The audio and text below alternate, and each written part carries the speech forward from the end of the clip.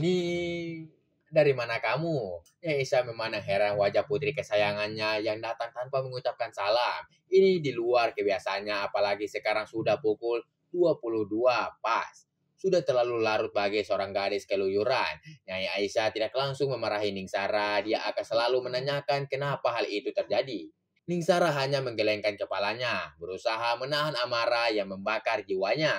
Dia harus bisa mengendalikan amarahnya seperti yang dianjurkan Rasulullah. Apabila kamu marah, maka diamlah. Apabila kemarahan itu belum reda, maka duduklah. Dan apabila masih juga belum reda, maka tidurlah. Ya, ajaran itu begitu melekat pada dirinya, sebuah keputusan yang diambil dalam keadaan marah tidak akan baik hasilnya. Setelah kemarahannya mulai reda, Ning Sara mulai ragu untuk memberitahu apa yang sudah terjadi antara Ning Isma. Biar bagaimanapun, Ning Isma adalah saudara sepupunya. Sebagai seorang santriwati yang sudah diajari ilmu, adab, dan akhlak, Ning Sara tahu dilarang untuk membuka saudaranya. Kewajibannya untuk menutupi, tapi persoalannya tidak berhenti sampai di situ. Ketika melihat kebatilan terjadi di depan mata, kewajiban seseorang muslim melakukan 3 hal. Satu, kalau kita punya kekuatan, ingatkan dengan kekuatan. Dan Ning Sara menyadari, dia memiliki ketiganya. Seharusnya dia melakukan ketiganya sekaligus.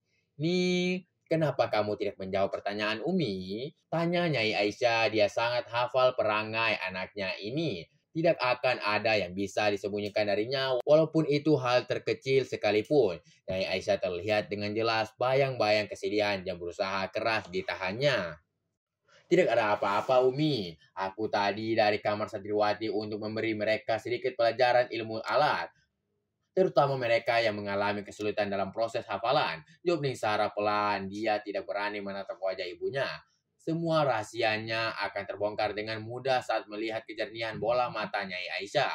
Sorot mata sang ibu akan membuatnya bercerita menumpahkan semua keluh. Benar, Nyai Aisyah mengangkat dagu Nisara. Dia menatap manik-manik yang berkilat berusaha menyembunyikan rasa sedih yang membuat hidupnya seakan hancur. Harapan yang sekian tahun berusaha dipupuknya hancur dalam sekejap. Aku ngantuk, Umi. Bisik Nisara lirih, isak tangis yang sejak tadi tahannya tetap terdengar seiring jarum jam yang berdetak samar. Nih, kalau kamu mau menangis, menangislah. Nyai Aisyah, erat anak gadis semata wayangnya, dan kali ini Ning Sarah tidak mampu mempertahankan ketegaran hatinya. Kita bicara di kamarmu, sayang. Nyai Aisyah, pundak Ning Sarah. Mereka berjalan beriringi masuk ke dalam kamar Ning Sarah sebelum Mbah Yai Nafi melihat urusannya akan semakin panjang. Nyai Aisyah dan Ningsara sangat mengerti sifat dan tabiat Mbah Yai Nafi yang sabar dan bijak dalam semua hal kecuali dalam masalah hukum syariat. Beliau orang yang sangat kaku memegang aturan tanpa kenal kompromi. Ning, ceritakan apa yang sudah terjadi? Tanya Nyai Aisyah pelan setelah menutup pintu kamar sehingga mereka bisa bicara dari hati ke hati antara sesama wanita. Umi, gumam Sara, dia sudah mengambil keputusan untuk menceritakan semua yang didengarnya. Percakapan Gus Nur dan pria yang sudah menawan hatinya, sehingga dia berharap pria itu datang melamarnya dengan hafalan kitab Nazam Imriti.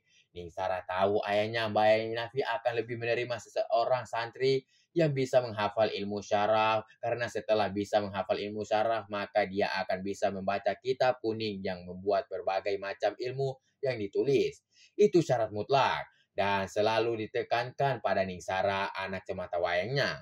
Ceritakan, Ning, Nyai Aisyah membelai kepala Ningsara dengan penuh kasih sayang. Sifatnya yang tidak kesabaran akan berubah sangat sabar saat berhadapan dengan anaknya.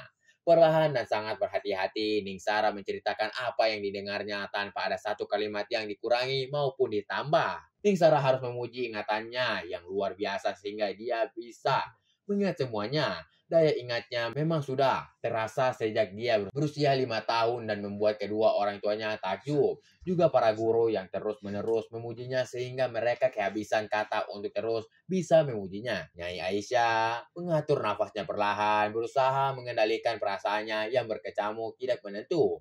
Nyai Aisyah menarik nafas panjang. Dia secara tidak sengaja melihat perbuatan Ning Isma dan Buharudin saat datang untuk menemui Ning Isma. untuk membicarakan hal penting. Dengan berbagai macam pertimbangan, Nyai Aisyah sengaja menutupi perbuatan Nyai Isma. Ning, Umi minta kamu tidak menceritakan hal ini ke Abah. Nyai Aisyah berkata pelan, dia takut suaranya terdengar oleh Mbak Yai. Kenapa?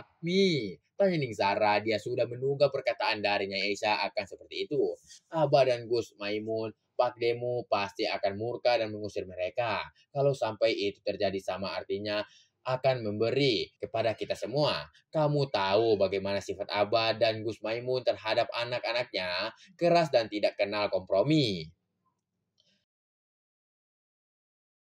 Nyai Aisyah tahu, hanya dengan merahasiakan hal ini dari Bayai Nafi dan Bayai Maimun, orang tua Ning Isma, maka aib keluarga akan tersimpan rapat. Walau untuk itu mereka harus menanggung dosa yang tidak kecil.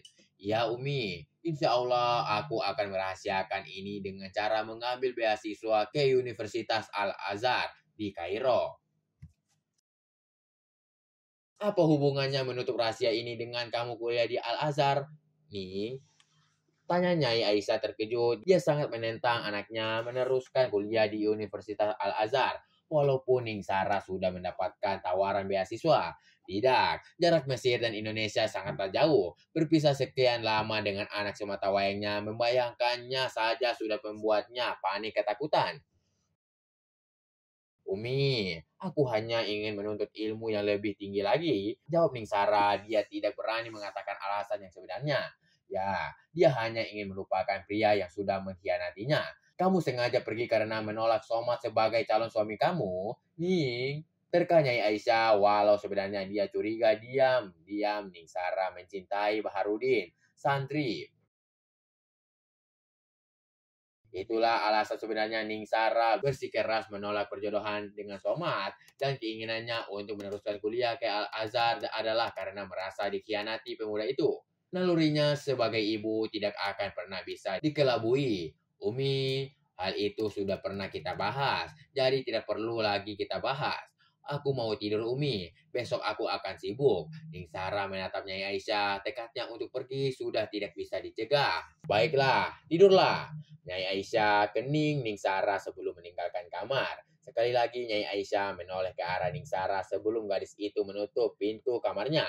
Untuk beberapa saat Nyai Aisyah berdiri mematung menatap pintu kamar yang tertutup rapat. Jauh dari Ning Sara adalah pilihan yang akan membuatnya semakin kesepian.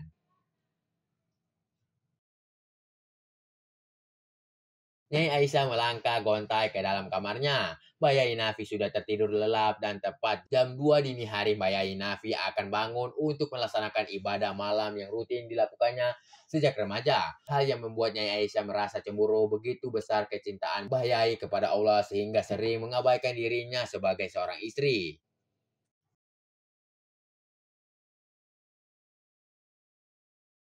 Biar bagaimanapun dia masih wanita normal yang membutuhkan dan sekese sebagai sebuah kebutuhan dan membuatnya merasa hidup lebih bermakna.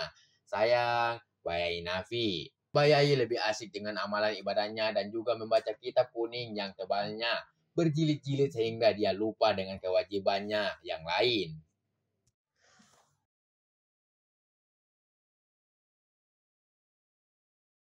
Oke guys, jangan lupa like and subscribe channel kami biar tidak ketinggalan update video-video berikutnya. Jika ada kekurangan, saya minta maaf dan jika ada kelebihan, tidak usah dikembalikan karena saya orang yang ikhlas. Terima kasih.